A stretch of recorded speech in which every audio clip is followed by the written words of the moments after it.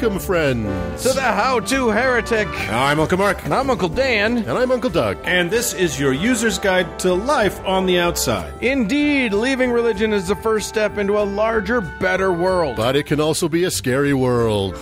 Things work differently now. Never fear. That's why we're here. We're your audio uncles. And with help from good friends and experts in all sorts of fields, we're going to share the stories and seek the knowledge to build a great life. After all, you only get the one that we know of, so you better make the most of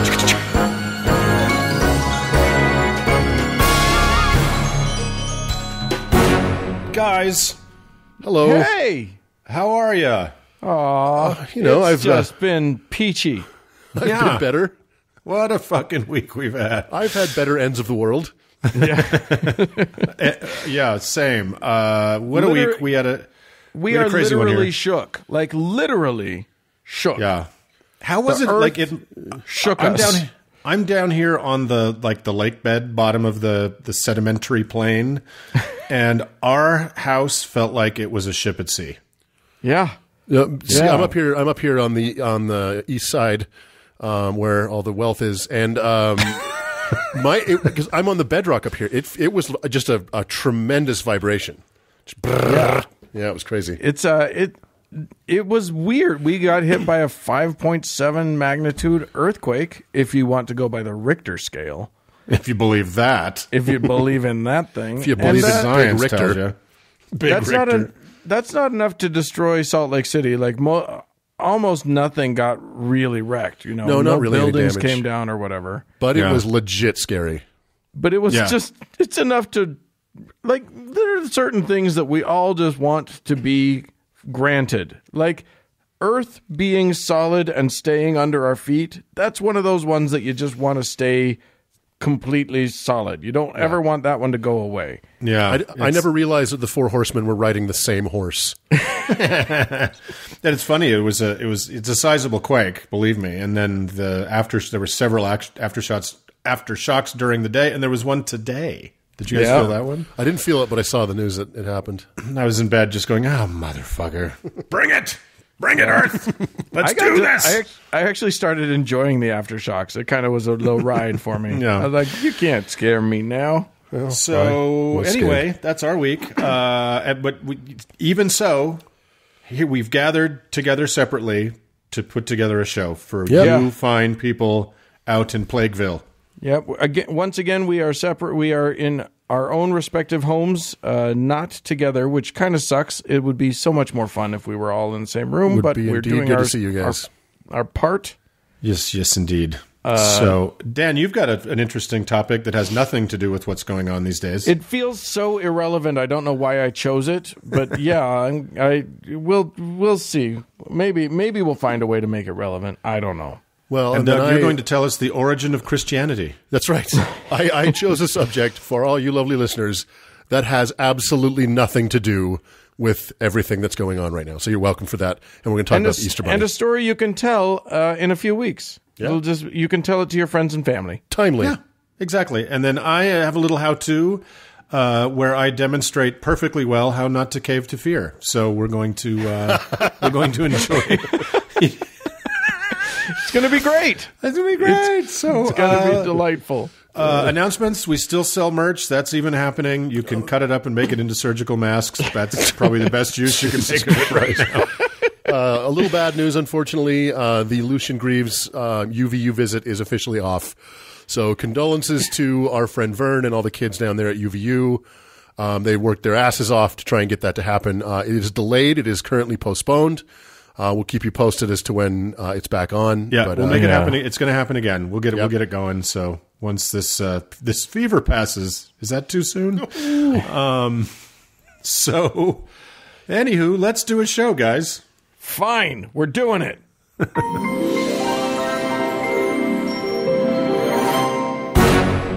Uncle Mark. It seems bad right now, doesn't it? Like now?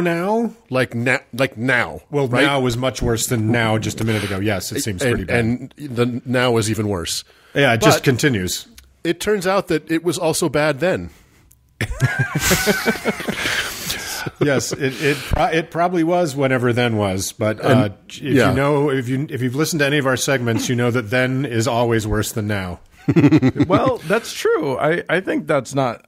I think if you've read your Steven Pinker, you know it was worse then than it is now.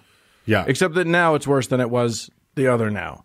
Right. So, there's an ebb and a flow, guys. But here we are, three uncles, united in purpose, but geographically divided once again by the scourge of our time, the dark shadow that looms over the whole world as at this moment in history. The plague of the 21st century, that's right, Post Malone. But we also Do you know got he this lives whole here now, I think? Yeah, he lives in Utah. He's down in the southern part of this valley of ours. There's a tiny little ramen place. This old, you guys probably know the place. This little Japanese-owned old family business that's just off the beaten path, and they have a picture of it, an autographed picture of him in there. It's cracked me up. Yeah, there you go. Anyway, we also have this whole coronavirus pandemic on, and we're all doing our civic duty and socially distancing ourselves to slow its spread. Now, we didn't start our distancing program as quickly as we should have, and we should have had a nationwide testing program in place a month ago, and this shit show is far worse than it needs to be because our moron in chief, der fucking Führer himself, believes that the only thing that qualifies someone to be heard is how much they can make him believe they like him. But finally, the calamity got bad enough that even the Donald had to listen to scientists who actually know what they're talking about. Yeah. And that's pretty huge. Yeah. In all the ugliness and despair, let us remember that we've come far enough as a culture, and even a supremely dedicated narcissist like Herr Trump eventually does what the scientists tell him. Well, that's secularism at work, folks, and it's saving lives.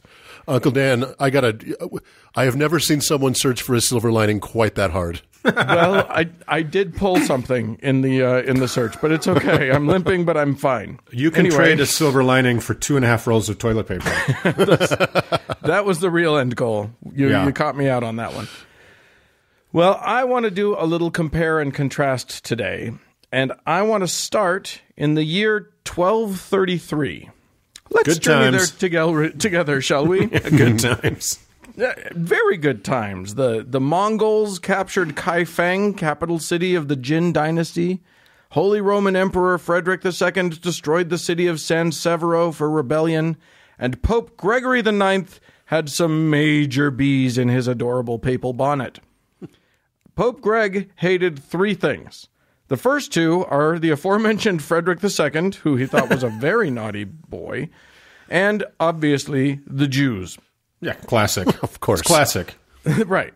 The third was his most arch nemesis, at least if you go by body count. But to get to that body count, you have to start with what's called a papal bull. Now, a papal bull, as you may know, but you don't, is a document issued by a pope that decrees something. Many of them are remarkably stupid. I first became aware of them in 2015 when Pope Francis issued a bull declaring that year the Extraordinary Jubilee of Mercy. Okay. This was I issued. don't remember it being terribly merciful or jubilant, but sure. Yeah. How dare you? 2015 is when the Donald came down the escalator, so that's all I remember. Right, yeah, not tremendously merciful. This was issued in the bull titled, because they all have Latin titles, Misericordiae Vultus, which Wikipedia says, and I quote, emphasizes the importance of mercy and the need to gaze on it. Oh, okay. Remember that? All that mercy gazing the Catholics did that year? Just give it a good gander. Give it a good hard look. What a powerful time that was. Yeah. Anyway, I'm just, the speed at which the Catholic Church has finally decided to declare a year of mercy in 2015 years a little too late. Yeah, right? Okay. Well, papal bulls have always been weird things. Just when I think I have a handle on what they're for, my mind gets blown. Like the one issued in the year 1323 by Pope John XII, titled cum inter nonnulus, which basically said that the belief that Christ and his apostles were poor was a heresy. And then the next year, he issued Quia Quorundam, which basically yelled at everybody for thinking his last bull was shitty. So there you go. That's some bullshit right there. Yeah, the papacy. It's weird. Boom. Okay. Anyway, back in the middle 13th century, Big Daddy Greg the Ninth, I like to call him Nine Ball, he was a bull issuing motherfucker. While most popes issue 0 to 3 bulls in their time as head bitch in charge, he came out with at least 18. Wow. In 1228, he issued Mira Cyranos, which canonized St. Francis of Assisi. And then, 2 years later, he issued Quo Elongati, which, quote, resolves issues concerning the testament of the new saint. So, yeah, okay. Apparently, not everybody was on board, as is so often the case. By far, my favorite papal bull, however, was the 1233 smash hit Vox in Rama. I won't bother translating it because I've already gone down too many rabbit holes, and I'm finally getting to the point here. Vox in Rama was a call to action for the Catholics of the world, but more especially the Catholics of Germany. You see, the 1980s were apparently not the first era to have a satanic panic. The 1230s were the height of a believed wave of crazed Luciferian cultiness, and Nine Ball wasn't having it. Vox in Rama described in detail the demonic ceremony in which a poor innocent Catholic might be inducted into the devil's church. Now, we may have to check in with Lucian Greaves on this one, but I'll just read you directly the description of this ritual from Wikipedia, because I don't believe it's possible for me to improve on it. Well, please read it in the original Latin, just because I want to savor that. I don't have the time. Don't have the time. So we're just going to go with how it was translated there. And mind you, this is the Pope in his bull describing what presumably these Luciferian evildoers, what happens to them, what it looks like. Quote, the potential initiate is first approached by a mysterious toad as large as a dog. Oh, fuck off. It's a good launching point, right? It's a good start. Here we go. Let's continue. Shortly afterwards, an emaciated pale man would appear, whom the initiate would kiss and thereby forget all memory of the Catholic Church. Members of the sect... Can I kiss that pale man? Please, whoever you are, let me kiss you and forget about Catholicism. If I kiss him, do I also get to forget about the giant toad? Anyway, no, never forget. Never forget. Members of the sect would then meet for a meal. When the meal had ended, the sect would arise and a statue of a black cat would come to life, walking backwards with its tail erect. First, the new initiate, and then the master of the sect would kiss the cat on the buttocks. That was in the papal bull. The Pope himself wrote that shit. That is like if a 6-year-old tried to write a scary story. Totally. But you know what? Having slogged our way through the book of Revelation, it's kind of on brand for this. It's a little bit on brand. It's true. Oh, boy. I don't know who that guy was talking to, but somebody has an imagination. Wait, so what happened to the toad? Not much of one. What happened to what? The toad. Oh, he just eats with the rest of them, I guess. I'm not sure. Okay. I like that they have a meal. It's like he's reading their daily schedule, and then a luncheon is served. Right. A post-toad luncheon is served, and from 12:15 to 1 p.m. Yeah, that's right. Exactly. Then we break off into work groups. That's right. You go with the pale guy, and you kiss the cat's ass. We are not done yet, though. There is more, and I'm going to read the rest of it here. The candles in the room would be extinguished, and the sect would engage in wild orgies, of course, which were sometimes homosexual in nature. Ew. Keep talking. I'm in. Yeah, I'm listening. exactly. Once the candles are relit, a man from a dark corner of the room. Look, I don't know why that tickles me, but I just like that there was a dude just chilling in the dark during the orgies. And now Also, I don't imagine it like a terribly well lit space to begin with, but whatever. Yeah. Anyway, he comes forth, quote, comes forth from the loin upwards, shining like the sun. His lower part is shaggy like a cat. After a brief litany-like dialogue between the cat and the cult members, the meeting ends. And adjourn. That's it? There's the gavel. Doesn't someone have to like put forth a motion to get seconded, and then there's a vote? Who kept the minutes? Maybe that's what the toad does. All those in favor say meow. All those opposed say ribbit. Say ribbit. Okay, so stupid. What? How dare you, sir? This was taken very, very seriously. That's true, and that's what's insane. Yeah. Yeah. And the world took it seriously, and they were shook. The half-son, half-cat men were teaching feline ass worship. Things were not okay. But how to solve it? What could be done to curb this evil? Well, since this was certainly all just made-up bullshit, it would be pretty difficult to find any actual members of this cult to, burn them alive or drown them or whatever. So they did the next best thing. They started killing cats. As Uncle Mark described in his hilarious Animal Court segment in episode 46, The Lesser of Two Weevils. Thank you. And it was, believe me, it's delightful, you guys. If you haven't heard it, go back. It's pretty fun.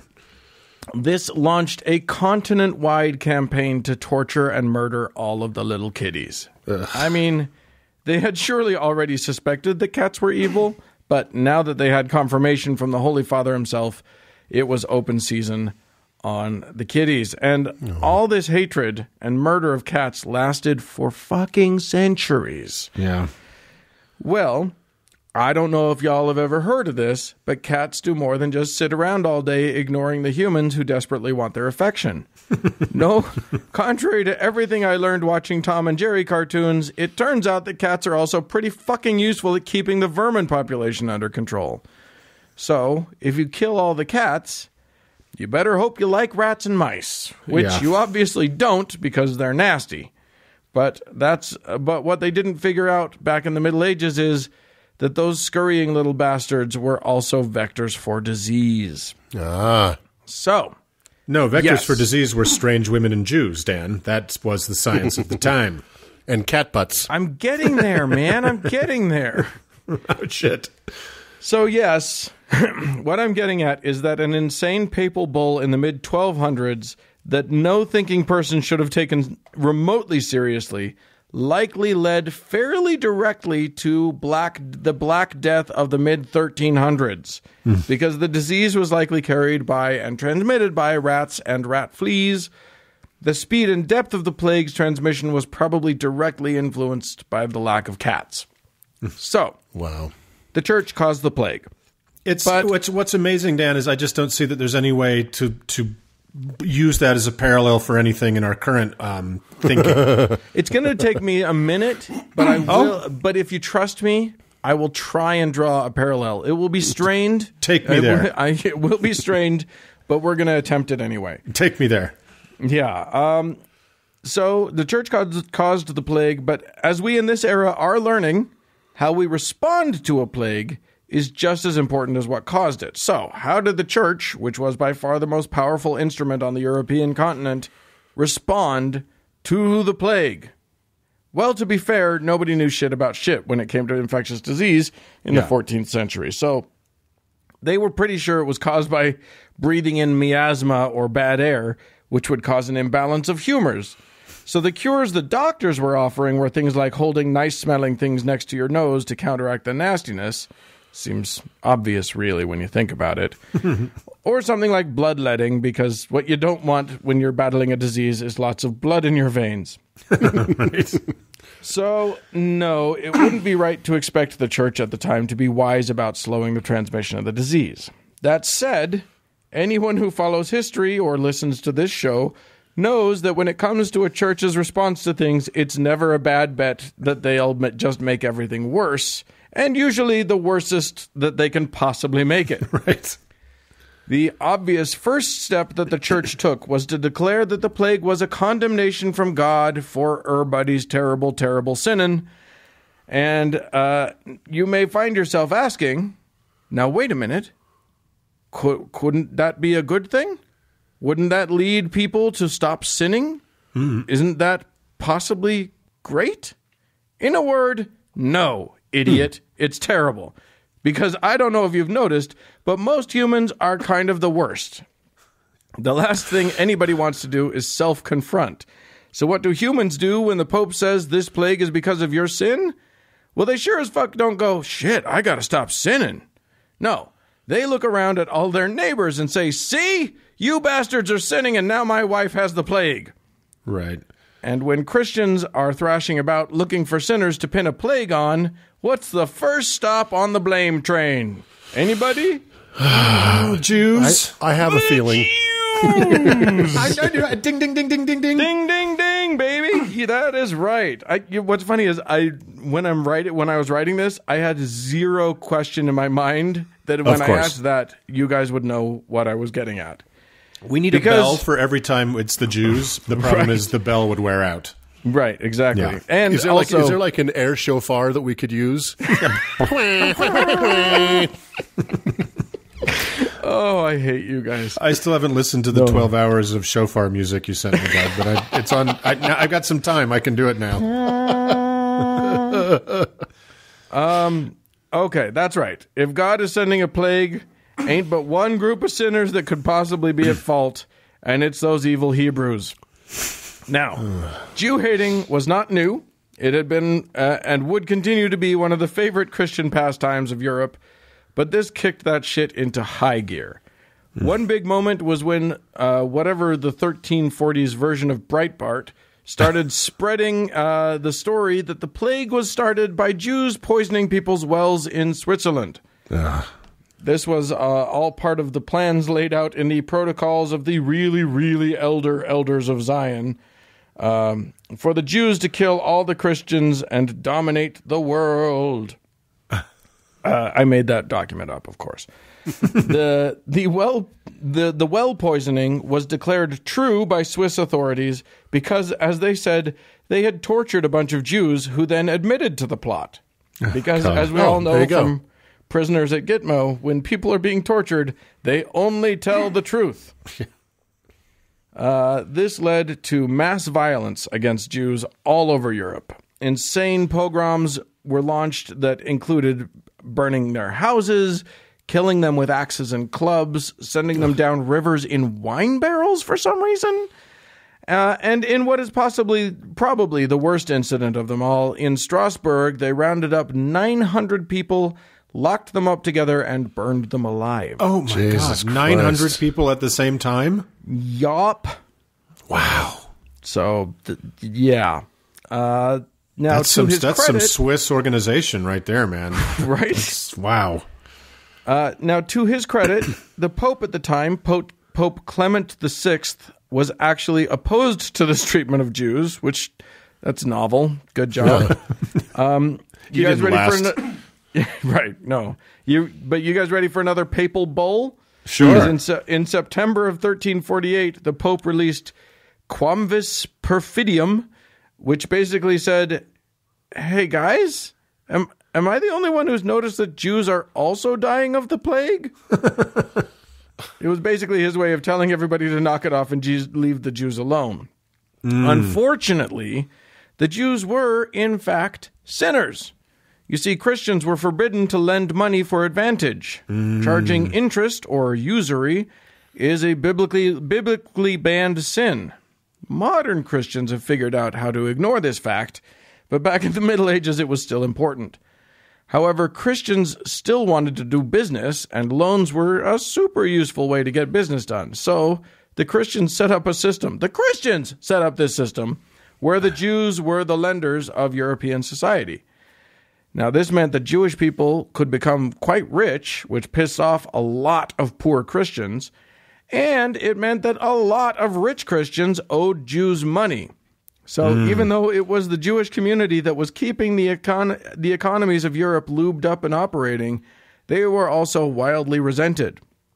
So when an opportunity arose for Christians to feel righteous while they killed the guy that they owed a lot of money to, right? Yeah, they jumped on that. Yeah, hashtag cancel Christian debt, right? Right? Right. Yeah. Exactly. Meanwhile, the church, which normally was the organization everybody turned to for comfort and aid, had nothing to offer against this plague. While people died by the millions and fear gripped the land, the church doled out little more than platitudes and blame. That's weird The priests, of them. Yeah, it's so strange. You would have thought they had so much more to offer. What a different tack for them to take. Right? Yeah. The priests were actually dying in higher numbers than the laity, likely because of increased contact with infected people. They, or all the sex. Right. Well, there's that too. So they started shirking their duties. They stopped performing last rites. They shut people out of the churches. They were, in fact, useless, and the people started to notice. Confidence in the church was it understandably dwindled.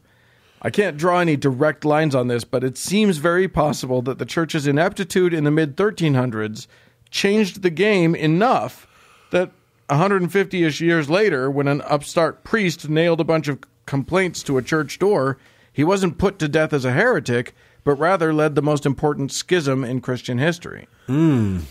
Interesting. Love me a schism.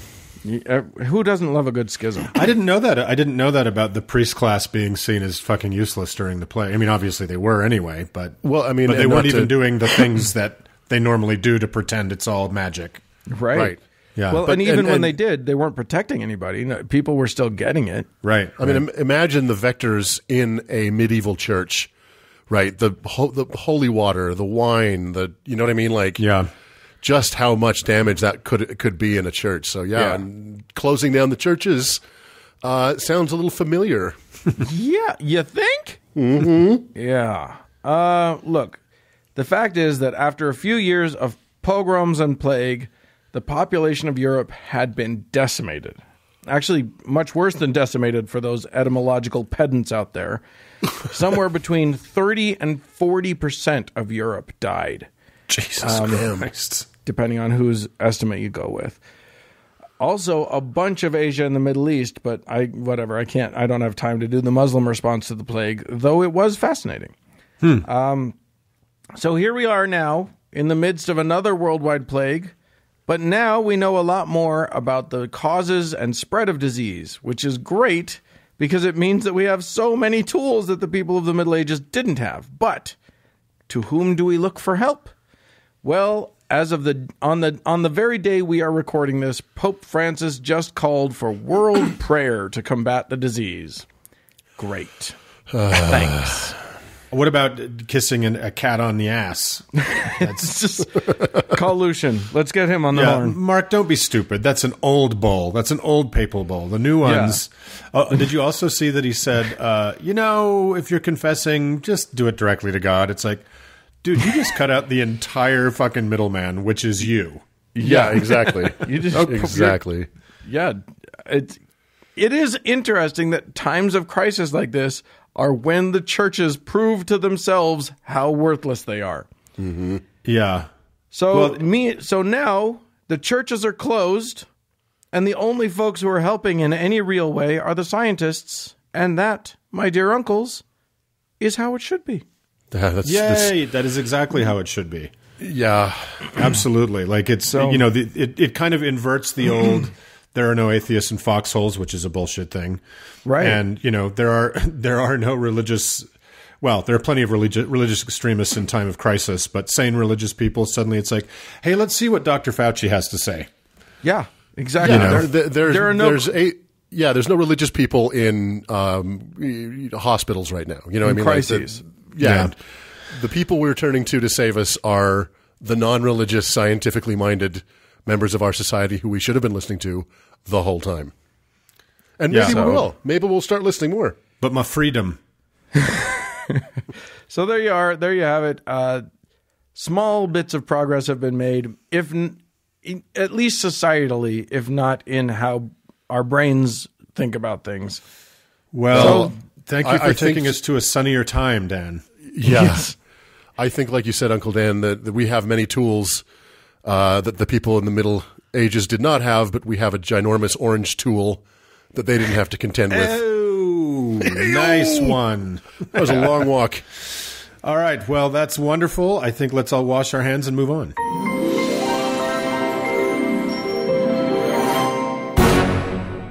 Hey, Uncle Mark. Hey there, Uncle Dan. I got a series of jokes for you. You ready? I'm so ready. Knock, knock. Who's there? Ether. Ether who? Ether Bunny. Oh. Knock, knock. Who's there? Samoa. Samoa who? Samoa Ether Bunnies. Knock, knock. I can't with this. Don't go. Knock. Fucking knock. Who's there? Cargo. Cargo whom? Cargo beep beep. Run all over the Ether Bunnies. Uncle Dan, do you smell toast? That was a trip back to elementary school for Uncle Dan. I had to go to a better time. This has been the social isolation has been hard. Yeah, and I needed to venture back into a time when things were easier and lighter. Yeah, that's our aristocrats, basically, right there. It's the how-to heretic version of the aristocrats. It's a go-to. It's a classic. Yeah, Uncle Doug, save us, dude. Tell us something that's actually funny. Well, dear uncles, in this time of doom and gloom, I thought I would try and take our minds off our impending on-ramp to Fury Road and talk about one of the more harmless, if perhaps most ridiculous seasonal mascots, as Uncle Dan just mentioned, the Easter Bunny. Of all the tropes and traditions of modern Christianity, this is perhaps the inanest and most poorly thought out. Well, hold on. I mean, wait a minute. As you'll see, you are calling quite a shot, mister. Thin ice, buddy. Yeah. Well, as we'll see, there's no real connective tissue between any of the elements of the Easter Bunny, and there's no connective tissue between the Easter Bunny and Christianity, but we'll get there. Okay. But as far as I could tell, no one has ever died because of the Easter Bunny. I'm sure somebody somewhere has, but I couldn't find him. So, however, let us know, listeners, if you have any Easter Bunny related fatality stories. We're desperate for that information. It would be a mistake to completely write off rabbits as harmless, after all, as Tim the Enchanter said about the rabbit outside the cave of Clare Bannig. That's no ordinary rabbit. That's the most foul, cruel, and bad-tempered rodent you even set eyes on. Look at the rabbit's got a vicious streak a mile wide. He's a killer. He's got huge, sharp. You can leap up out. Look at the bones. And scene. Hey, yeah, And Uncle Mark.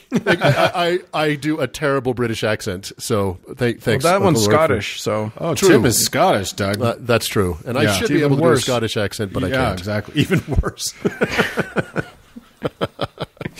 This whole thing leads, of course, to the use of one of our favorite religious technologies, the Holy Hand Grenade of Antioch, and its attending instructions from the Book of Armaments. But we'll leave that for another time. 5, 3, sir. 3. So, it goes without saying that the Easter Bunny is not biblical, but I said it anyway. Does rabbits- it though? I feel like we've read enough shit in the Bible that it wouldn't surprise me if someone were trying to support the Easter Bunny. If there is not a rabbit in Leviticus, I quit. Well, Uncle Mark, I got your back. Okay, good. Rabbits appear in only 2 places in the Bible, Leviticus and Deuteronomy. Oh, perfect. The classics. Beautiful. Yes. And in both cases, they are prohibited from being eaten because they chew their cud. which they don't. Right. So Leviticus 11:6 reads, quote, "And the hare, because he cheweth the cud, but divideth not the hoof, he is unclean unto you." And then in Deuteronomy 14:7 it says, "Nevertheless ye shall not eat of them that chew the cud, or them that divide the cloven hoof, as the camel and the hare and the coney. For they chew the cud, but divide not the hoof, therefore they are unclean unto you." Now, rabbits, it turns out, are not ruminants. That is, they do not have multiple stomachs, and they do not chew their cud. How Truly. dare you? as best as anyone can tell, the enlightened writers of the Bible believe them to be ruminants because they are constantly moving their mouths like they are chewing something.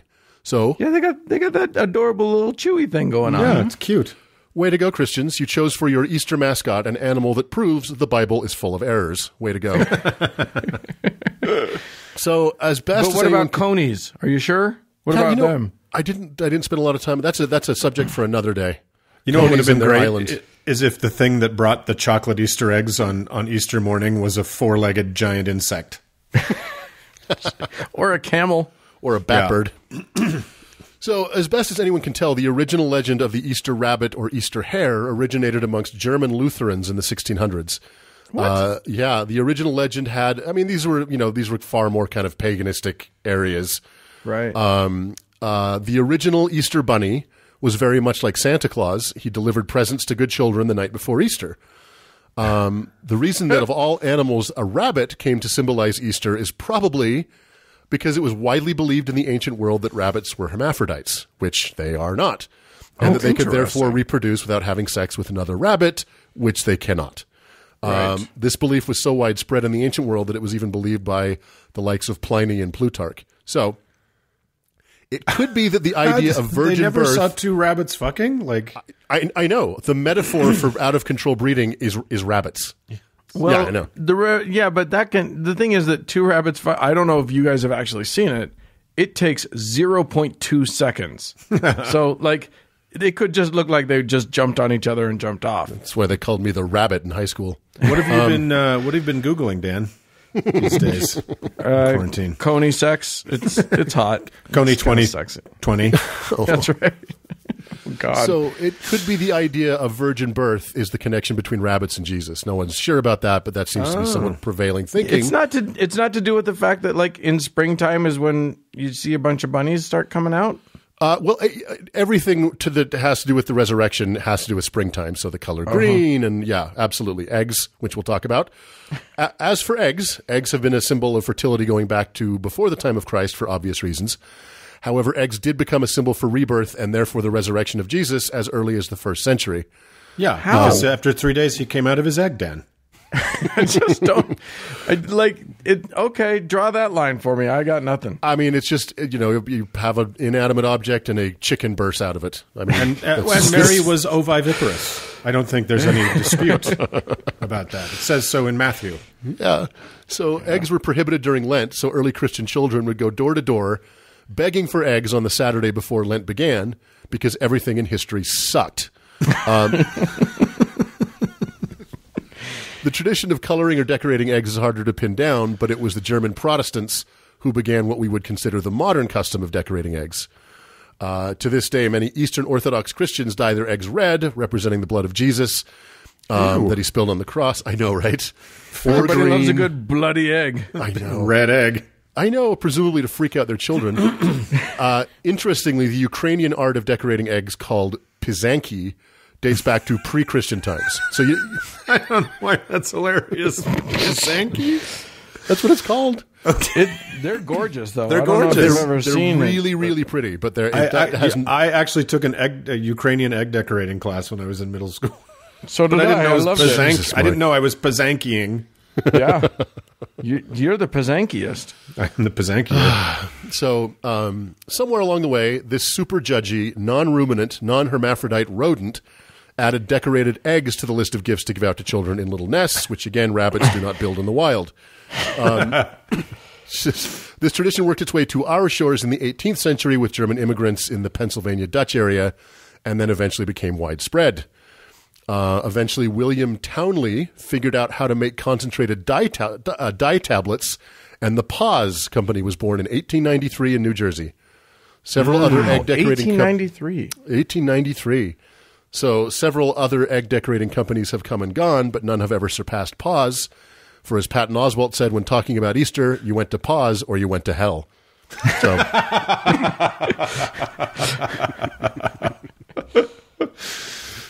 Paws is so tied up in every childhood memory of Easter.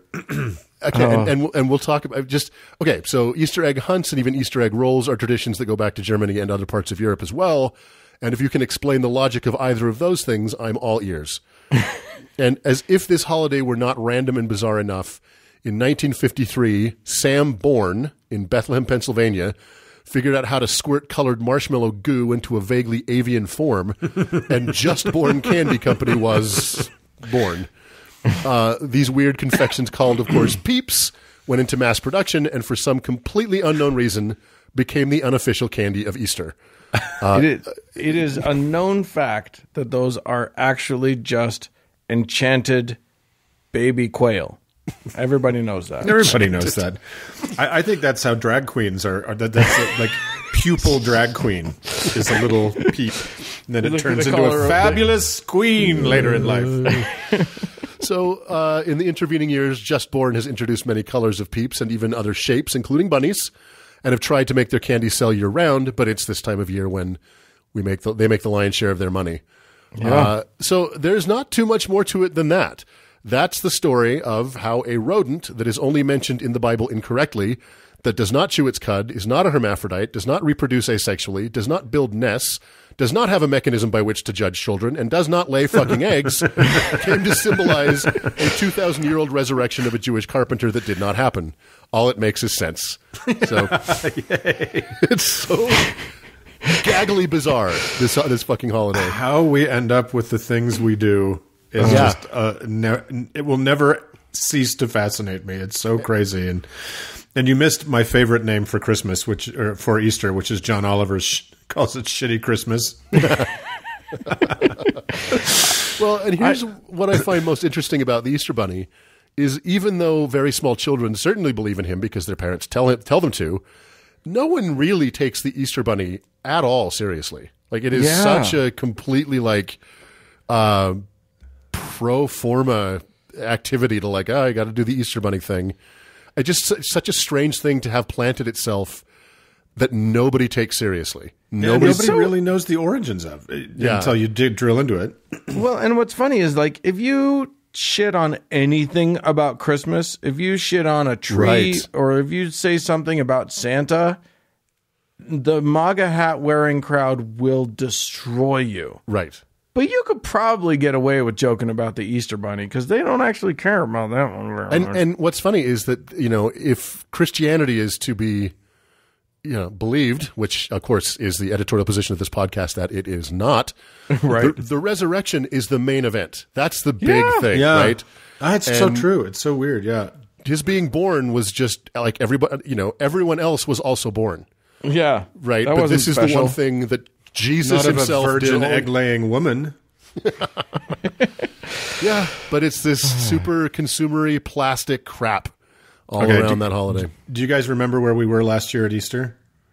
Yeah. We were at the American Atheists in Cincinnati, Ohio. Yeah. And there was this moment that Easter this will stick in my head about Easter.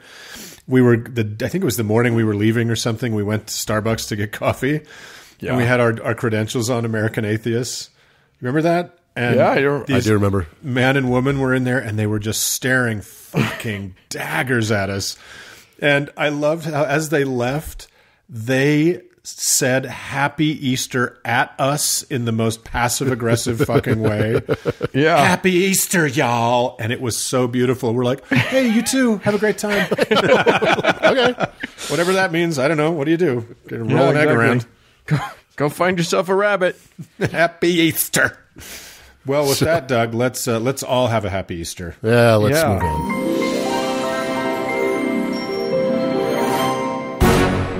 Oh, fellas. Hello. Yeah.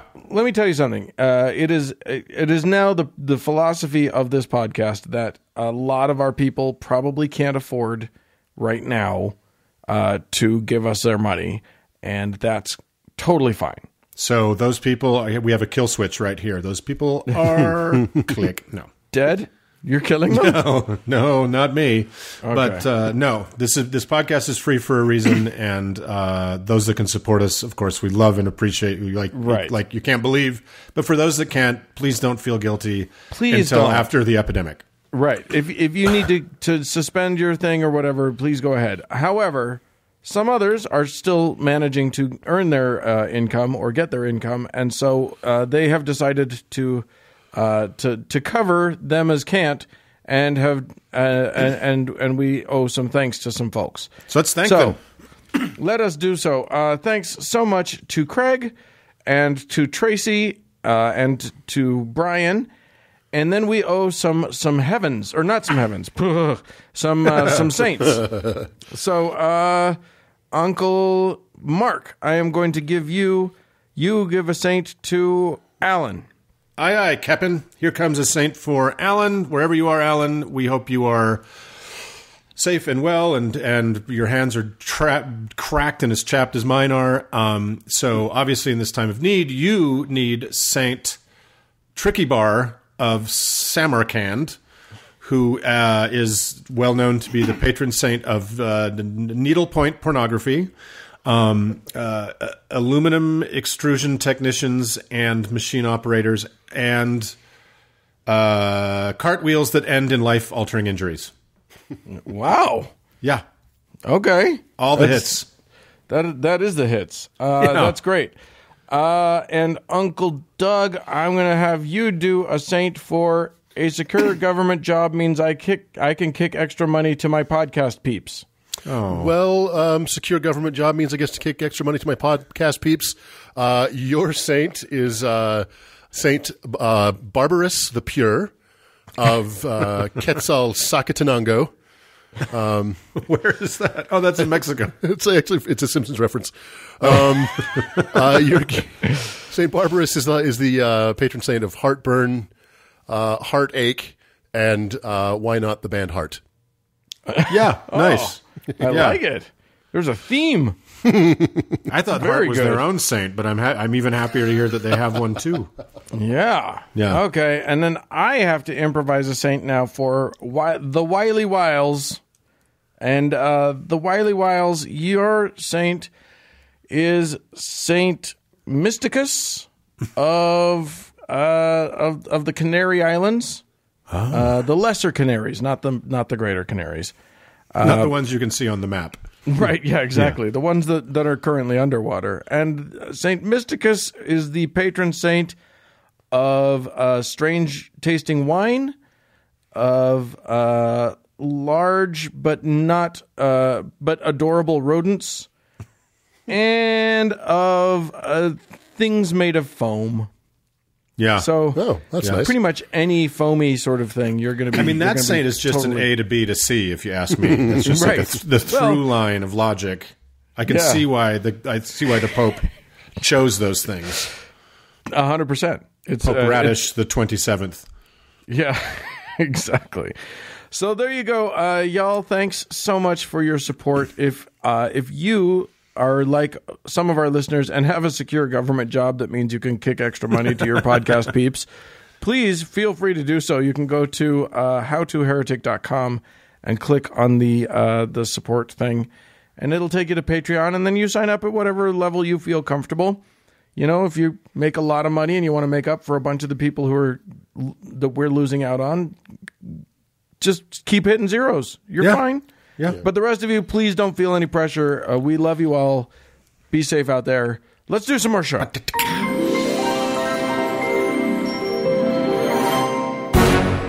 Uncle Dan. Hey. These are fearful times. What? How do you figure? Well, explain that. Like we mentioned earlier, we are living through not only a plague, but basically we're working our way through the book of Revelation one page at a time. It seems. Well, in order for that to be the case, there would have to be earthquakes and like locusts, and I just don't see it. Look, when the canned soup runs out, we're all going to be eating a little book. So, yeah. So, guys, as you guys have mentioned, we've had quite a week here under the shadow of Moroni's trumpet, or what used to be the shady place beneath it until an earthquake knocked it out of his golden delightsome hand. And you remember on the show, I've used that term to describe life in Mormon country as living under the shadow of Moroni's trumpet. And because God is hilarious, she saw my joke and raised me a magnitude 5.7 motherfucking earthquake on Wednesday morning. Yeah. So the strange, worrisome peace of our three respective social distancings was violently disrupted by our houses moving around underneath us. Not the way my sweetie and I would like to wake up in the morning. It's nice of you to call me your sweetie, though. Well, people should just know, Dan. I think it's time. So the shaking stopped. We threw some clothes on and went outside to check on the neighbors. It was still just kind of pre-dawn, so it was already eerie. And, I don't know about you guys. I felt like I was hallucinating the whole thing. Oh, my God. And everyone was fine, but it was super weird not to be able to embrace our friends and neighbors because of the fucking social distancing we're all supposed to be doing right now. That was weird. That was rough, man. One of those moments where you're like, okay, everybody gather up. We need to be together. Oh, wait. Yeah, exactly. Let's all hug it out. And so, we all stood 10 feet apart and shared our wild-eyed stories. And that at least helped. We felt like our community still existed, even at arm's length. So we came inside and we tried not to panic through some spooky aftershocks. And you guys know those were pretty fucking spooky as well. Yeah. And then doubly stressed, we tried to take a nap. And my poor husband had all these nightmares. And then he got up and cried in the shower. And then we cried together in the kitchen. And I don't know if they were tears of terror or stress or both, but they were super real. And oddly enough, they led to some stress laughing. So being human is still a thing. Yeah. And like everyone else who isn't a moron in a crowd at spring break, right now we're living with this global pandemic. Both my husband and I, and like everyone else, we have very uncertain employment futures. We have a little bit of food, but who knows if it's enough. And of course, in the U.S., we're all living in terror of the utter vacuum of federal leadership, as Dan already mentioned, which can best be described thusly. When you guys were in 6th grade, did you ever get accidentally or out of pity invited to the cool kids pool party where you ate too much? And this is the hypothetical, right? Where you ate too many hot dogs and drank too much orange sody pop and ran around like a crazy person for hours, then decided to show off the new trampoline backflip you'd learned. And with the whole 6th grade class watching, just as your toes left the mat and you arch your back, that's when the day catches up with you. And your stomach deploys a high-velocity spray of chunky orange soda hot dog slurry with accents of relish and mustard. No? And it continues in an almost impossibly beautiful arc, iridescently lit in the warm afternoon sun, only to have that arc of Technicolor childhood splatter on all the cool kids as they watched in both horror and wonder. And then to have the backflip itself fail into a sort of lunch-basted belly flop accompanied by the screams of all the kids that would never speak to you again as the repurposed meal still bounced around you in your utter humiliation. You never had that? No. No, of course we did. Doesn't ring a bell. Me neither. So that, to me, is the closest visual I could come up with for the Trump administration's response to this very real thing. And we all know I'm right. Yeah. And what we had in addition to all the stresses I mentioned about about above was a pretty sizable fucking earthquake on top of all the rest. And the crying that at least my husband and I did was in response to a world feeling very out of control at the moment. I think for all of us, our fragile sense of normalcy was shook by the earthquake and everything leading up to it. So I thought we had to talk to our secluded heretic family out there about how the fuck to contend with the existential fear and the crisis of uncertainty that seems to be coming from all directions at the moment. Can I just jump in real quick and say that one of the things that's really helping me right now in this exact moment is that you've got me thinking about what would happen if you were in an earthquake but you were on a trampoline. So I'm just exploring that. Well, you guys talk amongst yourselves. If you were both in the air during the earthquake, you could survive not only the earthquake but a lightning strike. Boom. So So everybody get out on those trampolines. Rule number 1. Get yourself to a trampoline. Yeah, great. First, get a tummy full of hot dog and orange pop. Done. So Doug's already on it. So, like I say, I've come up with a list, and remember, we're just your very loving but not overly qualified audio uncles, so take it with a pillar of salt. So, number 1 on the list, do not have an earthquake. Don't fuck around with that shit, you guys. They're super dumb. Yeah, Zagreb already made that mistake. They had one this morning, so that's fine. Just cross that off the top. So number 2, in all seriousness, I think understand your fear. Fear is an evolutionary imperative we all possess, and we talked about it a bit last week. It works to keep us alive, but it can also make us crazy or even kill us. I think we're conditioned to try and avoid it as much as we can, and we're really bad at dealing with it. Yeah. My suggestion in this strange time, and you guys may disagree, and please do say so if you do, is just for a bit, stare that fucker in the face. Look at what's happening and your place in it. Sit with it for a while and think it through. Fear leads to panic, and panic is a terrible place in which to make decisions. How much of your fear is something you can actually do anything about, and how much is about things you have no control over? If you can tease those apart and put them in separate buckets, that's been helpful to me. I do agree with you with that a lot. In that I think that facing your fear is the only real way to deal with it. However, I would say that only with the caveat that sometimes fear is very, very, very strong, and you're just not going to be able to do it. You'll just traumatize yourself further if you dive into some fear. So you got to have enough distance. You got to be. It can't.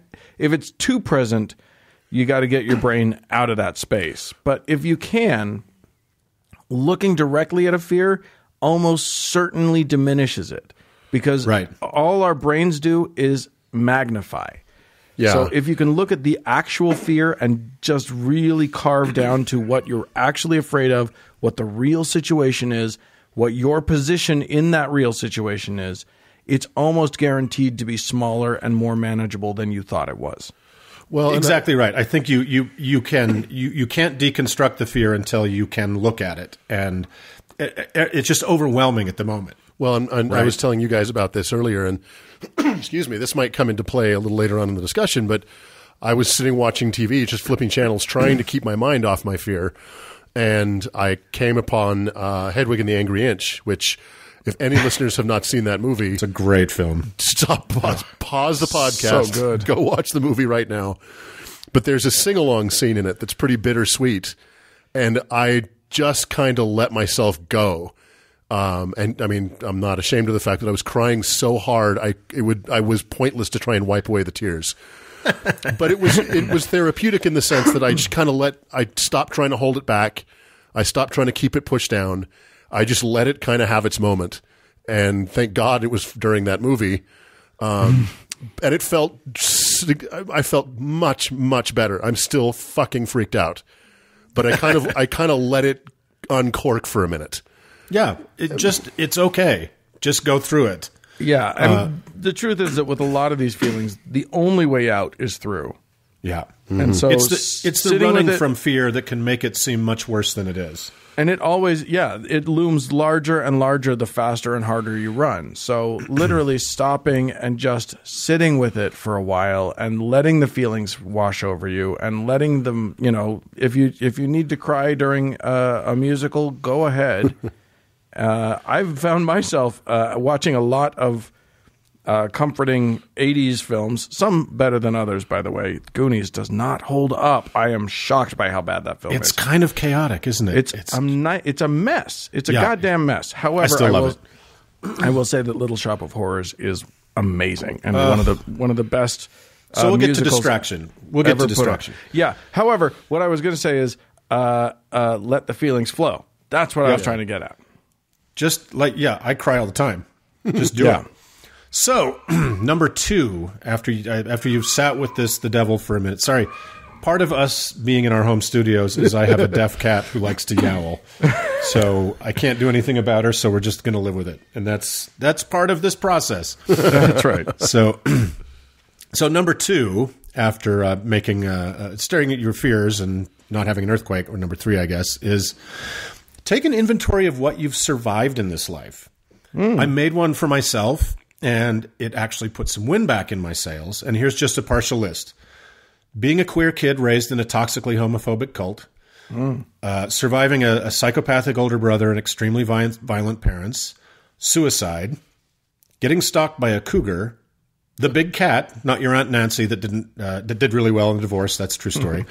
I survived the LA riots, had a close call. I survived a very direct hit by a tornado, which led me to meeting Karl Malone. True story. We'll talk about it for patrons another time. It is a great story, though. It is a great story. I survived an insane car crash, getting tear gassed in another riot, like Dan and Doug. I survived the Cola Wars. And I survived a motherfucking 5.7 magnitude earthquake just this week. So, okay, I've seen some shit. And I bet you two guys could rival that list if you thought about it. And I think we're all stronger than we think. We maybe just need to remind ourselves and each other about that. So seriously, write your inventory on a piece of whatever paper you have left and tape it to the mirror. Don't Not succumb toilet paper. Yep, don't waste toilet paper. Fuck no. Worth more than gold. Don't succumb to paralyzing fear because you forgot what a fucking warrior you are. And There we you all, go. There's plenty of people that have survived cancer and childbirth, and not that those are the same, but you have to go to the hospital for both. Or, or they're refugees, or they survived war. We're going to get through this.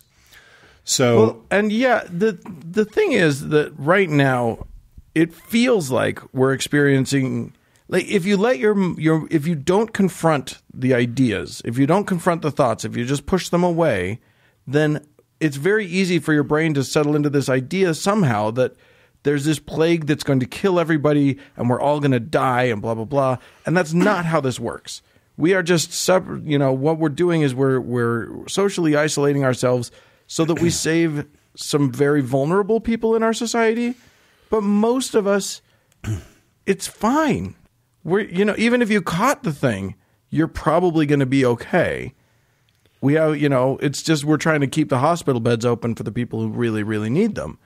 So It's not as scary as it feels.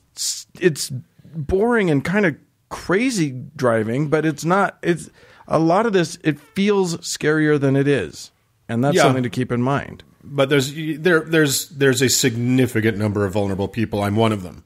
Yeah. Right. That have a condition that this could be fatal. So I think it is scary. But that's true.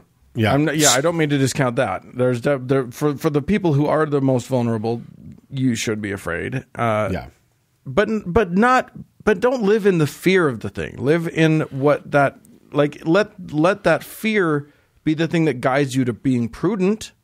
Yeah. But prudence is what's important, not fear. Right. Fear, you don't make smart decisions in fear. So that's, you got to work your way out of that. So number 3, and I think this is a good one, phone a friend. I know it's all fun and games to shit on boomers, and we have our fun too, but if you're a young person under 30 or so, you may not have lived through a ton of major news stories like this. If you have an older person you like in your life, talk to them about this. Like if you have a grandparent, right, or a great-grandparent that's still alive, talk to them about this and see if you can gain some perspective from their wealth of free experience. They would be thrilled to be asked, and their knowledge might help put this into some historical context. And if you're an older person, be the elder your people need and check in on the younger people in your life. Like many kids, it may be they're not afraid enough. And as we're all learning, isolation can be, isolating. Reach out to people. Imagine what it must have been like during the Spanish flu of 1919. All the same fear, all the same anxiety, but almost no interconnection. Maybe a phone if you were one of the fancy people, right?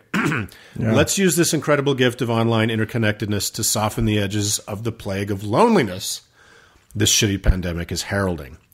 Also, if you and other people around you were raised in end-time cults or denominations, they are either super used to living with reading every tea leaf as a sign of the apocalypse, or they're doubly traumatized by what feels like a community theater production of the Book of Revelation right now. So don't forget to check out on them either. Yeah. Number 4, okay, make a plan. You faced your fear. You've taken a survivor's inventory. You've talked to your grandpa. Now you got to make a plan. How are you and your family going to get through this while completely minimizing contact with others? What resources are available to you where you are? How can you weather this? It's an extraordinary time. Think in extraordinary ways. Set up protocols for how and when you leave the house, and as far as hand washing and what you can get delivered. There's information on that stuff. You can go to the CDC website. That's one part of the government we can still trust. You can go to the CDC website, and there's all kinds of information on avoidance and hygiene and stuff like that. And who can you call that might be less vulnerable than you for assistance if you're in a high-risk group? This goes back to phoning a friend above. Also, you can plan on different things as well. Now that your daily routine is very much changed, Do you have more time? Pardon me. If so, you can do all the things people suggest, like reading that book you've been meaning to get to, practicing guitar, et cetera, et cetera. But maybe you've got time to call your elected reps 2 to 3 times a day, every day, to blowtorch their asses about this viral clusterfuck that is day by day taking on a very man-made dimension. That's a great new hobby for this weird time and satisfying. But make a plan, make it a to-do list, and work towards making it a reality. Number 5, I would say, is take a break. As we all know, life is very disrupted right now. A lot of you have children or parents at home, cooped up and already going a little, well, cuckoo. We're having a global snow day. A fucking weird one, but school's canceled, and so is the economy. So you know what? Take a break. If, like me, you're glued to the news and it feels like a lot too much, take a break. I'm trying to make a serious rule. Take a break. I'm trying to make a serious rule. No more social media before bed. If you can sleep more, fuck it. You can only stand so much isolation from right now. Take advantage of this snow day. Sleep late, take naps, go to bed at 6 p.m. If you have access to streaming services, there is so much good shit to catch up on and binge and see for the first time. Watch a fucking movie in the morning. Well, even in big cities. Sorry? I was going to say, Uncle Mark, I was just thinking that the other day. A lot of what these last few ideas is about the mental health of everybody, right? Like, yeah, we're in such a terrorizing and psychically intense moment that if you've been smart, you've planned, you've got the groceries you need for your physical well-being, you really, really do need to tend to your mental well-being. And if that's watching a movie, unplugging, going to bed early, I mean, because this could be a long time. We could be in this moment for quite a while. And you guys have no idea how good I'm getting at Candy Crush.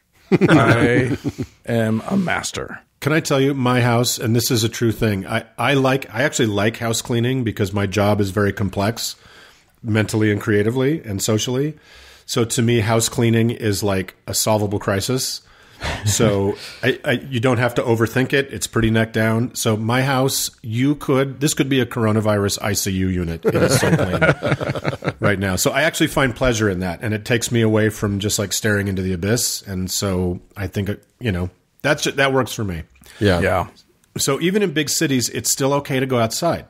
This is not like M. Night Shyamalan's 2008 smash dud, The Happening, in which a very Bostonian Mark Wahlberg discovers the trees themselves are trying to kill us. No, silly. It's the earthquakes trying to do that.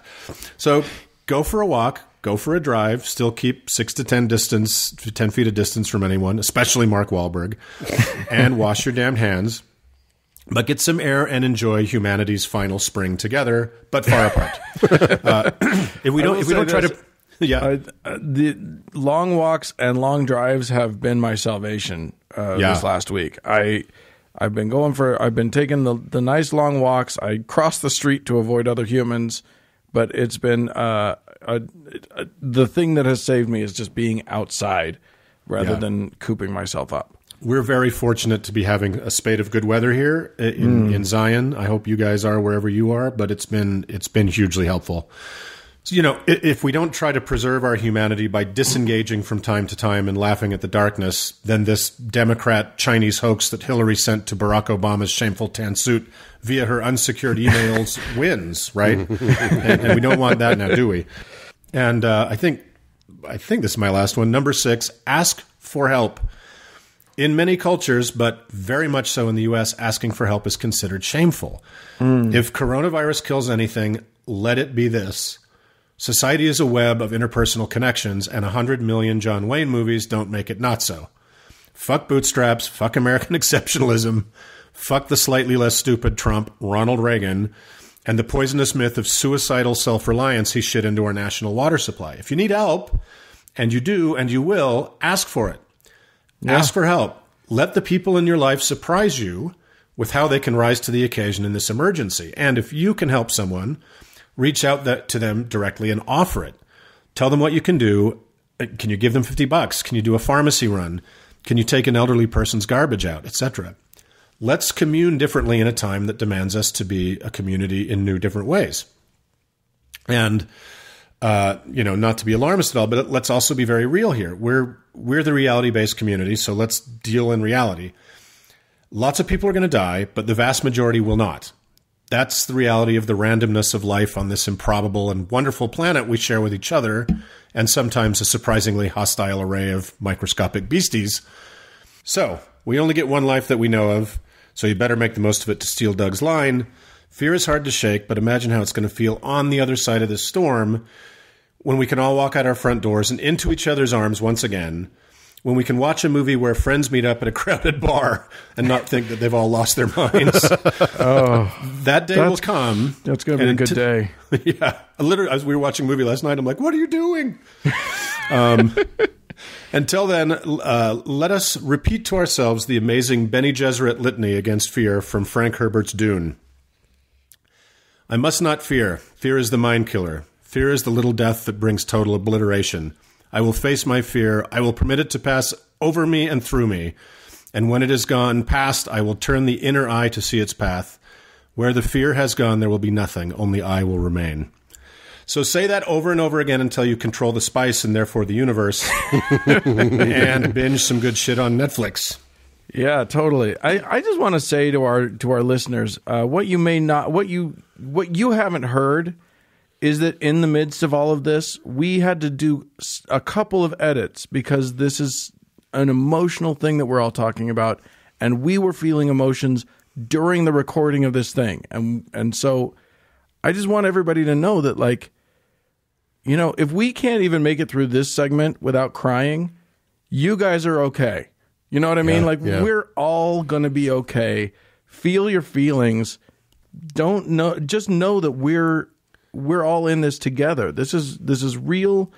It doesn't, you know, it's funny because I had a moment recently this week where I was like, the only thing that's happening is I'm staying at home. Why is this so hard? But it is. It just is. Yeah. So be okay with that. Just accept it. And be happy with the fact that you know, it's okay to have this dread. It's okay to have this fear. But you're also not burdened with the devil and with a judgmental God and the terror of maybe committing a sin or breaking one of the rules, or that this is the literal end of the world. Yeah, right. We know what's causing this. We know how it spreads. We know what we can do to help mitigate that. And we're the scientifically minded. We're the reasonable ones. And so, I mean, count your blessings isn't the right term, but bear that in mind that, hey, it's a better place to be to have a scientifically based outlook in this time of crisis than to have silly mythologies bouncing around. Humanity has given us, people fighting much, much harder than we have so far, have given us an incredible array of weapons with which to fight this. Yeah. And we're very fortunate for that. And I do like the notion, Doug, that you came up with, which is that, we can actually celebrate our lack of religion. Get out, go into masturbate in every room in your house. Have some fun with it. You know what I mean? I'm masturbating right now. Figure out new porn. Who knows? Maybe you'll invent something. Maybe you'll discover a kink you didn't know you had. I know I did, like Thursday. I know I did waking up to an earthquake. Listen, your body is a playground, not a temple. Go and have some fun. That's right. So, well, thanks for sticking with me through that, guys. That was hopefully useful. And we love you, and we'll talk to you again soon. Love you all. Moving on.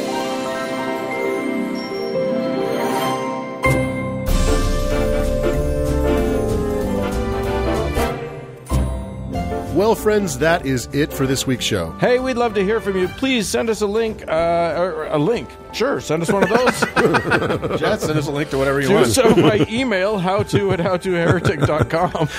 Pornography. Or if you can put a surgical mask over your phone and leave us a voicemail at 903-88-HOW-TO, which is 903-884-6986. I'm also on Twitter at HowToHeretic. And as always, thanks to our patrons. And thank you to our dear friend Cody Layton for editing the show, even under these crazy circumstances. And thanks to all of you, dear friends, for tuning in. Love ya. Bye, friends.